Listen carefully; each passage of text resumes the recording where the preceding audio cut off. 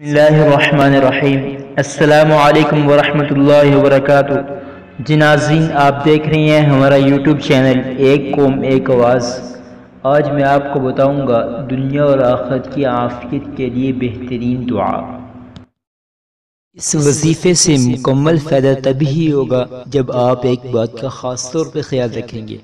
ناظرین، جس طرح ہر دوا اسی وقت اثر انداز ہوتی ہے اور شفا کا سبب بنتی ہے جب اس کے ساتھ ساتھ پرہیز بھی کیا جائے، اگر پرہیز نہ ہو اور دوا پر دوا کھاتے چلے جائیں تو اس سے بیماری تو دور نہیں ہوتی، البتہ بندہ خود اپنوں سے دور ہو کر قبر کی آغوش میں چلا جاتا ہے۔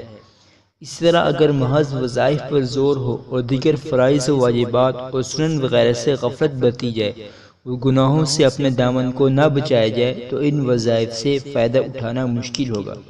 اس لیے صرف وظائف کا سہارا کافی نہیں ہے، اس کے ساتھ ساتھ حقوق اللہ اور حقوق العباد کی ادائیگی کا بھی خوب اہتمام کریں۔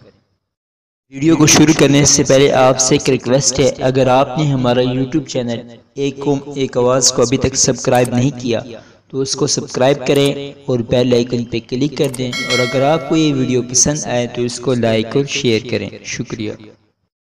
ناظرین، اگر آپ دنیا اور آخرت کی عافیت کے طلبگار ہیں تو آپ روزانہ 3 مرتبہ صبح اور 3 مرتبہ شام کو درج ذیل دعا پڑھیں، انشاءاللہ آپ کو دنیا اور آخرت کی عافیت حاصل ہوگی۔ وہ دعا یہ ہے: اللہم انی اسألک العافیت والمعافات فی الدنیا والآخرہ۔